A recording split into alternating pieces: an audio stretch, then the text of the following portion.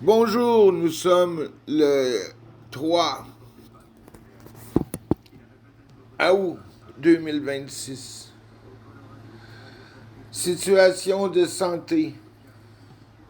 Je suis rendu à 24 opérations. 24 opérations. Ce matin, j'ai appelé la STM pour renouveler ma carte pour l'application pour les transports de personnes adaptées parce qu'il avait mis ma carte temporaire pour 2 ans.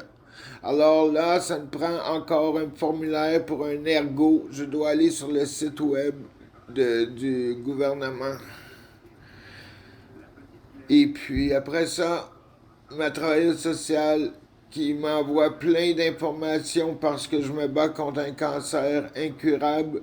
J'ai des douleurs atroces, atroces, atroces dans le corps. Ça n'a aucun bon sens. J'ai une main droite refaite. 17 vis. J'ai le pouce droit refait. J'ai plus de radius dans mon pouce. J'ai une discostomie L4, L5 dans mon dos. J'ai dû réapprendre à marcher pendant presque 4 ans au centre Constance Lethbridge, très très loin dans la ville de Montréal, très très très loin. Après ça, j'ai dû réapprendre à écrire pendant 2 ans en rentrant des petites pins à gauche et à droite avec des tests. Après ça, j'ai une partie de l'œil gauche refait parce que j'étais jeune. On m'a battu, c'est un coup de support que j'ai eu. Après ça, j'ai eu le front fendu. On m'a fait une opération sur la tête. Après ça, j'ai eu la gorge fendue à cause que j'ai eu un pic de clôture dans la gorge quand j'étais un enfant encore battu. La tête aussi, c'est encore. J'ai eu 5 commotions cérébrales à cause qu'on m'a battu quand j'étais un enfant. J'avais 10, 11, 12 ans, quelque chose comme ça. Et bien avant aussi, mais là, je vous parle quand j'étais battu énormément dans des familles. La famille Cyr, 21-21, rue Saint-Georges, à Saint-Jérôme. La famille Cyr, on était 12 enfants, asti. 12 enfants, la madame m'a dit, tu es le dernier rentré, tu vas prendre le bain dans les mêmes eaux que les 11 autres. L'enfer, l'enfer. Les grosses crises, non, non, non, non. Ah, c'est l'enfer total. En plus, on mangeait tout le temps le même griot tous les matins, le même dîner pendant un an, si j'ai vécu là. Battu, mais le même dîner, esti, la sandwich au ballonné, puis tout le monde vivait, esti, dans le sous-sol. Et là, moi, je couchais avec la petite fille qui venait d'une crèche qui s'appelait Micheline Rochon, avec son frère Danny Rochon. Puis moi, la porte était juste nos portes. Elle avait mis la petite fille devant la porte de la toilette. Elle avait comme 8 ans. Moi, j'avais comme 12 ans. Et puis les petits gars s'amusaient à l'agacer dans le lit, à y toucher en dessous. Moi, j'étais au deuxième, j'essayais de la protéger, puis à cause de ça, on me battait. On m'a rentré, un pic de clôture en dessous de la gorge, on m'a pété l'œil gauche, on m'a battu dans le fond d'un garde-robe. J'ai rentré à l'école, et j'avais quoi, 13 ans, 13 ans et quelque chose, et le professeur a dit, viens, on va aller voir le principal. Et le principal a appelé ma travailleuse sociale, Madame Giroux, et le lieutenant Saint-Pierre, et on m'a sorti de là. Et en plus de ça, moi, je pensais que ma mère était morte depuis des années parce que mon père m'avait caché dans des familles sociales pour pas payer de pension. Parce que ma mère, elle s'était remariée avec un autre monsieur et quand j'avais 10 ans et ce monsieur-là était dans le gap puis on faisait des gamblings dans le sous-sol avec les Cotroni, Frank, Nick, Vincent et tous les autres, les Patché, en tout cas plein de monde, je me souviens plus quel autre nom. J'étais un enfant puis on avait chacun un chien devant nos portes parce que le monsieur il a fait une demi-sœur à moi qui s'appelait Caroline Séguin.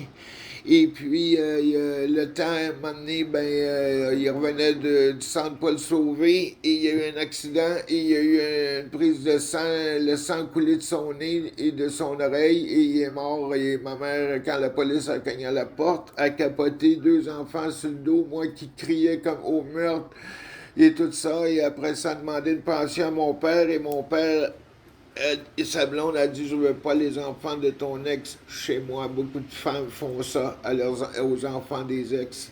Et à cause de cette femme-là, ben, mon père a dit, je vais te placer dans une famille sociale parce que je peux pas te garder chez moi. Et en plus de ça, ta mère vient de mourir. Alors, du jour au lendemain, je me suis retrouvé à 10 ans dans des familles sociales jusqu'à 13 ans et demi. Et après ça, vers 77-78, j'ai retrouvé ma mère avec, vu que j'étais battu. Ma mère a pris un livreur de pizza chez George Pizzeria qui était dans la gang des Popeyes. Et puis, il était livreur de pizza. Ils sont venus me chercher dans la Camaro grise, dans la côte à Saint-Jérôme. J'ai couru dans la rue aussi, dans les bras de ma mère. On venait de se retrouver, blabla. Là, je suis arrivé chez ma mère et la réalité de la vie a dit, ma mère, je peux pas te garder, tu peux pas aller au travail, je peux pas te garder à rien faire dans la maison, il va falloir aller à l'école. Mais là, à l'école, j'avais juste une 7e année et j'avais des cours en 6e année. Puis à Montréal, ben moi, j'arrivais de Saint-Jérôme, il n'y avait pas de cours en 7e année. En plus, mon éducation, quand j'étais jeune, je l'avais fait avec des orphelinats Marie Clarac chez des sœurs et chez des frères à l'orphelinat Saint-Arsène. Parce que quand j'étais jeune, j'étais dans des orphelinats. Et puis, là, j'avais appris à écrire avec le son. Je savais pas comment écrire maman. Moi, je pensais que maman, c'était M-A-M-A. Il n'y avait pas de N. Fait que quand je suis arrivé à l'école, ben, j'avais tout le temps de la misère en français vu que j'avais appris à écrire avec le son et non avec l'orthographe. Et là, bien, a fait qu'en même temps, ma mère, on a trouvé une école à 13 ans et demi qui s'appelait Louis-Joseph Papineau dans le quartier Louvain, rue Louvain à Montréal. Et ma mère, elle restait pas loin dans le quartier Antique. Et à l'école, ben, à un moment donné, quelques mois que j'ai fait, tout allait bien. Et après ça, le niveau de secondaire 5 ont voulu taxer sur moi, puisqu'il y a quelqu'un qui m'a dit, tu vas te faire taxer aujourd'hui, on va piquer ton manteau de jean. Et du fait, vers l'heure du dîner, il y a quelqu'un qui a cogné dans ma case pendant que je prenais mon lunch. 3 gars de secondaire 5. Et j'ai pas hésité. Je me souviens pas, mais je pense pas, j'ai hésité. J'ai sauté sur le plus grand et j'ai mordu son nez jusqu'à temps que le bout de son nez soit dans ma bouche. Et là, on m'a emmené chez le principal et le principal a dit il peut pas me garder à l'école parce que j'étais trop révolté. Et là, le lieutenant Saint-Pierre, Mme Giroux, elle est revenue dans ma vie et elle a dit à ma mère on va contacter son vrai père pour qu'il puisse payer son premier mois de loyer. On a trouvé un loyer subventionné sur la rue Henri Bourassa qui est pas loin de chez vous, au 255 S Henri Bourassa, et ma mère restait sur la rue Péloquin au coin de Sauvé-Saint-Hubert, pas loin. Alors, et le gouvernement a obligé ma mère de nous faire travailler où ce qu'elle travaillait. Elle travaillait chez Spino Construction comme secrétaire et en avant, où ce qu'elle travaillait au 1205, elle travaillait au 1200.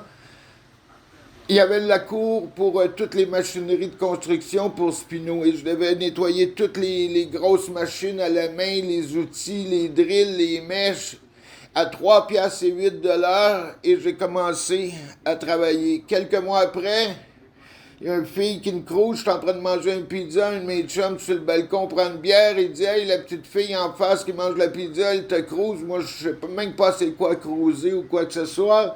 Et là, mon chum plus vieux que moi, de 2 ans, Richard Fowler, un Anglais qui était voisin de chez moi et que son père sortait avec ma mère. On buvait ensemble, on avait presque le même âge. Il m'a montré la première fois comment boire une bière. Et là, il a été voir la petite fille. Et là, la petite fille, on a été au parc à regarder une petite game de baseball comme un enfant de 13 ans. Et après ça, il fallait que je revienne chez moi pour travailler le lendemain parce que je vivais avec ma mère. Et là, je n'allais plus à l'école. Et là, le lendemain, elle a dit à moi, il faut que j'aille garder un petit bébé. Est-ce que tu viens avec moi? J'ai dit OK parce qu'elle me plaisait, la petite fille. Et là, je vais voir. Et il y a une fille de 24 ans qui s'appelle Louise La Bonté. Et là, elle dit, ça c'est qui? Elle dit, ça c'est peut-être mon nouveau copain. La petite fille avait 13 ans comme moi. Et là, la fille a dit, non, tu vas pas garder ce soir parce que le petit copain qu'elle a, il me plaît dans mes yeux, blablabla. Bla, bla, bla. Et mon 14 ans est arrivé. Et j'ai commencé à sortir, 14 ans et demi, à sortir, ouais, 14 ans et demi, 15 ans, là, 15 ans, pas loin de mon 15 ans. Sortir avec cette femme. Et j'ai eu un bébé. Et là, un soir, on a été à une discothèque. Un soir, on a été à une discothèque et là, on a été à Laval, pas loin, ça s'appelait le Disco Maillet. À Laval, c'était au 2e étage. J'avais même pas l'âge, mais j'avais un casque de construction et j'avais l'air d'un gars qui travaillait parce que j'étais tout le temps en salle de sueur et tout ça. Et là, quand j'étais... Et en plus, je m'habillais comme le style John Travolta, le disco, alors je paraissais pas à mon âge. Et en tout cas, peu importe, j'avais les cheveux longs et tout ça. Et là, on revient de la discothèque, on voit les ambulances, on voit si je coupe beaucoup de bouts parce que les détails, c'est tout marqué dans mon livre. Le livre qui se trouve sur YouTube. YouTube qui se trouve sur YouTube, A commercial fait vécu, FAITS-VECU, A commercial FAITS-VECU. Et dans tout ça, vous allez voir les rapports de docteurs, les rapports des journaux et toutes les preuves de mes dires. Après ça, le bébé, il est glissé dans le bain pendant que la petite fille qui était comme la petite fille que j'avais été au parc avec, c'est elle qui a gardé, parce que la fille de 24 ans et moi, on a eu un bébé, en tout cas, et peu importe. Et puis, je coupe beaucoup de détails. Le bébé a glissé dans le bain pendant qu'elle parlait au téléphone. Et là, ma mère restait pas loin. Elle m'attendait sur le coin de la rue avec en tout cas, tout ça. Elle m'a pris dans les bras. Puis elle dit, ce soir, tu dors pas chez la fille. Tu viens dormir chez moi. Ma mère est très militaire. Ma mère est très, très dure. Ma mère est une personne violente. Ma mère m'a battu. Ma vraie mère m'a battu. Battu à coups de strap, là. Vraiment horrible. Et puis là, j'ai été couché chez ma mère, j'avais encore ma chambre chez ma mère. Et puis, elle restait à 2 minutes parce que moi et la fille, on restait au coin de Sauvé et Saint-Hubert et ma mère restait au 9800 Péloquin. Sauvé puis Péloquin à 2 minutes de billets. Le lendemain, ça passait dans les journaux, le bébé, tout le kit. J'ai gardé mes preuves de journaux et tout le kit. Et ma mère a tout gardé, toutes les choses. Et après, ça a fait une grosse dépression. J'ai tombé en haut d'un 3e étage sur la construction et je me suis fait mal un pied. Il y a une machine qui m'a passé sur le pied. Et puis, je me suis battu avec la FATA, Fédération des accidentés au travail, avec M. Chartrand, sa rue de Rolette. Et quand je suis arrivé vers 15-16 ans, j'ai trouvé d'autres emplois, d'autres choses sont arrivées dans ma vie. Le temps s'est fait, mais je me battais tout le temps contre la CLSC. Et là, quand je suis arrivé à 18 ans ou 17 ans, quelque chose comme ça, j'ai passé devant la CLSC. Ils ont mis ça sur le surmenage de mon entraînement parce que je pratiquais de l'autodéfense. Et j'ai perdu ma cause après 3 ans de travail. Alors, j'ai perdu beaucoup d'énergie et j'avais pas été à l'école, rien. Et après ça, à 18 ans, bien, j'ai pris le bicycle pour, chez ma mère. Mes journées de 18 ans, j'ai appelé ma mère et j'ai dit, je vais aller voir mon père. Je travaillais chez Roger Larose, je déménageais des pianos. Puis elle a dit, OK, elle a dit, tu peux aller chercher le 10 vitesses à ta petite sœur. Mais elle a dit, tu t'en vas où? J'ai dit, je m'en vais voir mon père. Il reste à Rivière-Baudette. J'ai parti de 12 237 rue Langelier, où ce que ma mère restait, en bicycle à pédale, et j'ai monté à Rivière-Baudette, à Cornwall, en Ontario. J'ai passé sur l'autoroute en bicycle, comme un petit enfant, les autos à côté, voum, voum, voum. La police m'a arrêté 3 fois, m'a mis sur des chemins de campagne avec le bicycle dans la valise. Mon petit gars, reviens pas, blabla. Je revenais sur l'autoroute. 6 heures, je suis arrivé dans le champ de Gravel parce que dans ce temps-là, mon père, il vivait dans une maison mobile et je dis pas de loin, il travaillait dans son garage, il montait son garage avec 3 hommes, il faisait des trosses. Puis il y avait 2 hommes dans les airs et 2 gars en bas qui clouaient pour le garage et mon père qui était là, il était comme 4 personnes avec mon père, 3 travailleurs et mon père. Et là, il y avait un petit garçon arrivé dans la gravelle de loin. Et il dit, c'est qui, c'est quoi, qu'est-ce que tu veux? Je suis ton fils, parce qu'il m'avait vu la dernière fois, j'avais 10 ans. dans des familles sociales et tout ça quand il m'a placé. Puis après ça, quand il a payé mon loyer, je l'ai vu dans le bureau sur la rue Saint-Hubert parce que lui restait à Laval. Puis le département de la DPJ était sur la rue Saint-Hubert et Jean Talon. Alors on a été là. C'est juste 2 fois. J'ai jamais eu de photo de mon père de ma vie, de carte de fête, de souhait, bonne fête mon fils. J'ai jamais eu ça de ma vie de mon père. Jamais mon père m'a appelé pour me souhaiter bonne fête dans ma vie. Jamais, même pas. En tout cas, et là, je suis arrivé essoufflé, 6 heures, 7 heures de bicycle. Hey, je suis ton fils. Il arrête la construction. Il appelle son blonde, Rosanne. Elle dit, je veux pas voir ton fils chez moi dormir. Mais il dit, oui, mais... Et là, il a tout essayé pour que j'essaye de rester là. Il a dit, on peut pas, Rosanne veut pas avoir l'enfant de ses... En tout cas, puis Rosanne, il sortait avant qu'il sorte avec ma mère. Ma mère, moi, je suis né d'un abus. Hein. Mon père, il se promenait en bicycle à gaz à Terrebonne et ma mère restait sur la rue des Orchidées. Elle s'en allait porter un lunch à mon grand-père sur les tramways et mon père et son cousin en bicycle à gaz ont pogné ma mère dans le champ. Et c'est comme ça que je suis né, pas né au monde, mais c'est comme ça que j'ai été faite comme... c'est ça. Et puis... pour revenir à mon 18 ans, quand je suis arrivé chez mon père, là, il dit, j'ai pas le choix, je vais mettre ton bicycle dans l'autobus et retourner, je vais te payer le transport. Et le temps que l'autobus arrive, il m'a écrit une lettre et il m'a donné, je pense, 20 ou 40 dollars cash, quelque chose comme ça. Il a pris, en plus de ça, on a sniffé ensemble.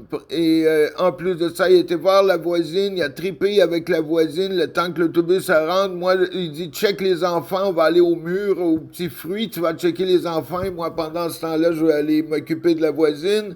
Il a été reconduire la voisine avec les enfants. Le mari est arrivé, en plus de ça, en tout cas. Et moi, j'ai été me conduire au transport. Et là, j'ai compté ça à ma mère. Ma mère a dit, il n'a pas changé ton père. Mais j'étais content de l'avoir vu. C'est la dernière fois que je l'ai vu de ma vie. Présentement, j'ai 63 ans. J'ai compté un bout de ma vie, quelques bouts de ma vie. Et tout ce que je dis, c'est 100% vrai parce que je l'ai vécu et ma mémoire n'est pas en bloc, mais elle se souvient parce qu'elle a été écrite souvent et par différents témoignages parce que j'ai tout le temps été le nez dans mes problèmes à cause des adultes qui ne sont pas pris la responsabilité d'un enfant. Et souvent, on voit les enfants itinérants plus tard et après, les adultes crachent sur les itinérants et disent « Mais c'est parce que l'enfant a peut-être manqué d'amour. » Moi, mon père m'a jamais montré comment traverser la rue. Jamais mon père m'a montré comment aimer ou pas aimer. Rien. J'étais un néant pour lui. J'étais un gros zéro pour lui. J'étais juste... une goutte qu'a mis dans le corps de ma mère, forcée en plus de ça. Et dans ma vie, j'ai fait 2 orphelinats. Orphelinat Marie-Clarac, orphelinat Saint-Arsène. Après ça, j'ai fait 12 familles sociales. J'ai fait, juste un instant, 24 opérations, 9 familles sociales, c'est ça. Parce qu'on était 12 enfants dans la dernière, je me suis trompé. Et j'ai eu 3 sur ça, 3 cancers du côlon en 98. J'ai été tombé itinérant, c'est Marguerite Blais qui m'a aidé. Après ça, je me suis trouvé un logement, j'ai demeuré 11 ans dans une coop. Et là, depuis 7 ans, je suis dans le même appartement depuis 2019, dans un logement reconnu pour personnes handicapées qui s'appelle des condos. Subventionné par le gouvernement et je reçois ma rente d'invalidité à tous les mois. Et à tous les jours, je me bats contre ma maladie, mon cancer qui est rendu général. Je prends 12 buprenorphine par jour, 2 du L'Oxétine de 90 mg par jour. Plus de ça, je fais de l'arthrose facétaire dégénérative et en travers tout ça, j'essaie de faire de la méditation et m'entraîner pour pas devenir noir dans ma tête, mais garder la lumière dans ma tête et dans mon cœur. Fait qu'à tout le monde qui ont de la misère, on s'accroche au courage et on essaie de faire une différence pour vivre dans le meilleur sourire. Alors donnez-vous toujours une chance parce que quand tu donnes une chance, c'est comme quand tu gagnes 1 million de dollars. Tu deviens content, tu vas devenir fier et tu vas devenir heureux. Alors à tout le monde qui se dit la vie c'est de la merde, ça dépend de toi dans tes 2 oreilles et ça dépend de ce que tu mets dans ton cœur. Si tu mets des sourires dans ton cœur, même s'il fait noir, Dans ta tête, tu auras toujours un arc-en-ciel pour croire que la vie est belle, et dans ton cœur, tu auras toujours l'espoir pour aimer quelqu'un et te faire aimer un jour ou l'autre, parce que moi, c'est ça qui m'a manqué toute ma vie, me sentir aimé, me sentir aimé, me sentir aimé, me sentir dire à quelqu'un, je pense à toi, parce que personne pense à moi. Jamais personne m'appelle pour me dire, puis Marc, comment va ton cancer aujourd'hui? Néant. Bonne journée tout le monde, voici un petit bout de ma vie. Bonheur à tous, Marc.